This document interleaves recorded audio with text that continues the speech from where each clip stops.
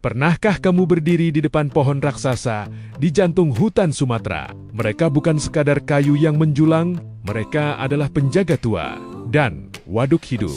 Selama ratusan tahun, dalam diam mereka melakukan tugas yang tak kasat mata.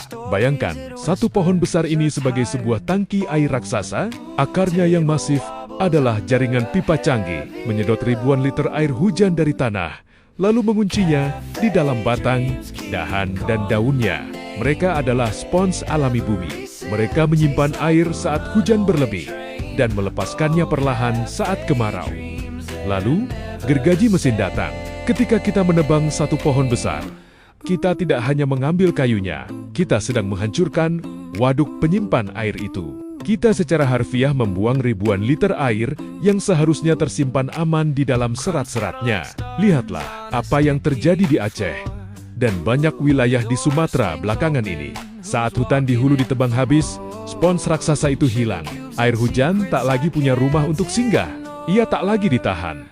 Akibatnya, air hujan meluncur bebas, berubah menjadi air bah yang marah, mencari jalannya sendiri menuju rumah-rumah kita. Banjir bukan hanya karena hujan deras, tapi karena kita telah merusak tempat penyimpanannya. Menjaga pohon besar tetap berdiri, berarti menjaga air tetap pada tempatnya.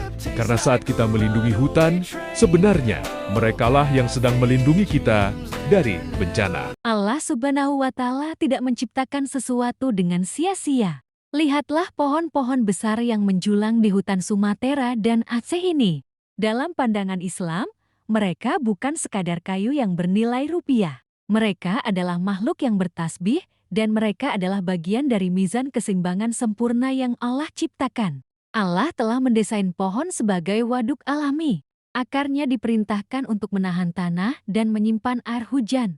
Batangnya adalah tempat cadangan air bagi kehidupan di sekitarnya. Ini adalah sunatullah, hukum alam yang Allah tetapkan agar bumi ini layak dihuni. Namun, apa yang terjadi ketika keserakahan manusia mengambil alih? Menebang satu pohon besar, hakikatnya adalah menghancurkan waduk ciptaan Allah. Kita membuang ribuan liter air yang seharusnya tersimpan aman di dalam serat pohon itu.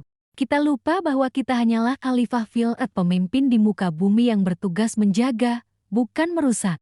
Ketika pohon-pohon di hulu Aceh dan Sumatera ditebang habis, kita sedang mengkhianati amanah itu. Kita sedang merusak keseimbangan mizan yang telah Allah atur. Sebagaimana peringatan Allah dalam surah Ar-Rum ayat 41.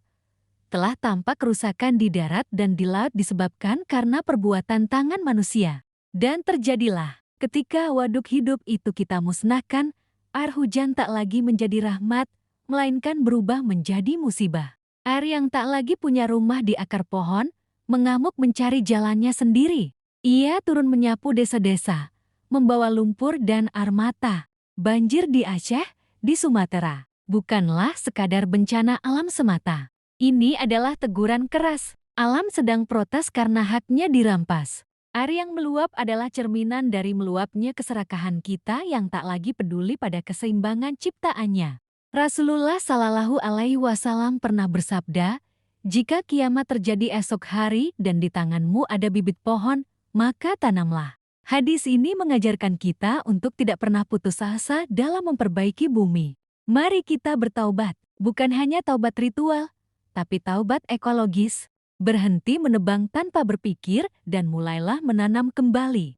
Menjaga pohon besar berarti menjaga air, menjaga saudara kita dari banjir, dan menjaga amanah Allah di muka bumi.